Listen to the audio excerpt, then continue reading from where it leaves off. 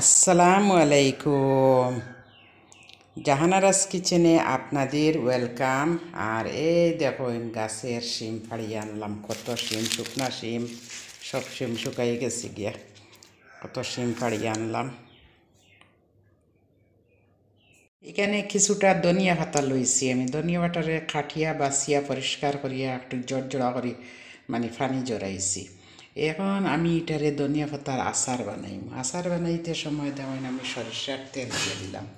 তেলটা গরম হইয়া বালা করে গরম হইয়া একটু গন্ধ যাওয়ার বাদে আমি দিয়া দিব পাঁচফোড়ন আর রসুন। এই যে তেতো করে রাখছি রসুনটাই, এই রসুনটাই দিয়া দিম। পাঁচফোড়ন আর রসুন দিলাম।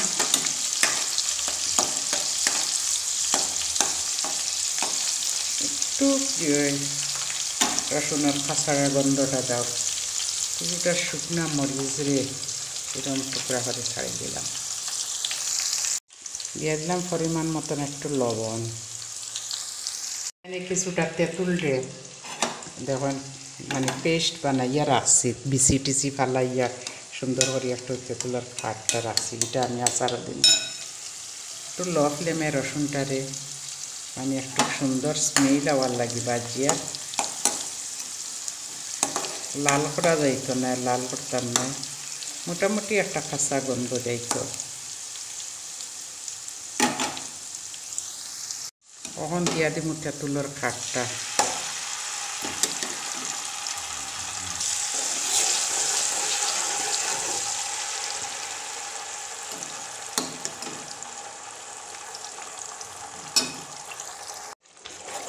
তেঁতুলের খাটটা দেওয়ার পরে একটু বালা করে লাড়াছাড়া করমু। দিয়া দিমু এখানে কিছুটা হলুদের গুঁড়া, লাল মরিচের গুঁড়া।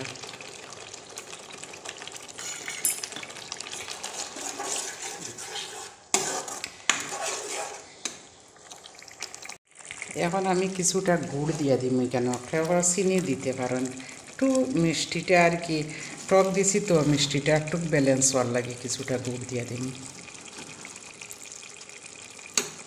চিনি দিলেও হারা যাইব, বেশি দিতাম না।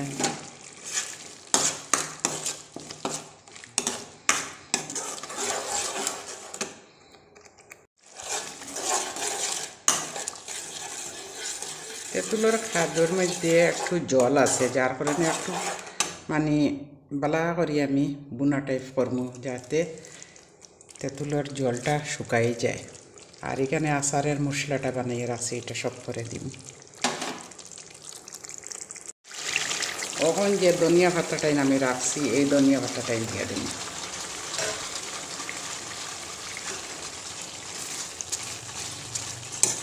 ধনিয়া পাতা খেয়ে পেস্ট করিয়া দিতে পারবা, আমি চিকন চিকন করে ফাটিয়া দিলাইছি।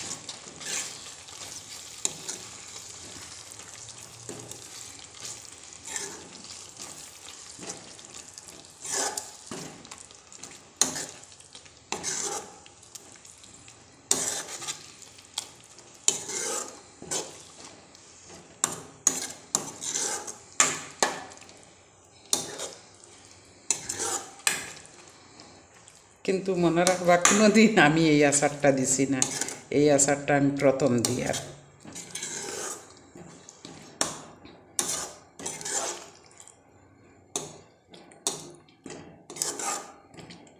মাশাআল্লাহ, আচারের কালারটা কিন্তু খুব সুন্দর।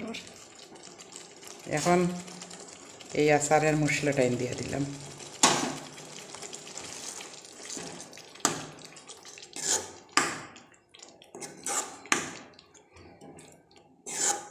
এখন চুলার আঁচটা বন্ধ করে দিব। আমি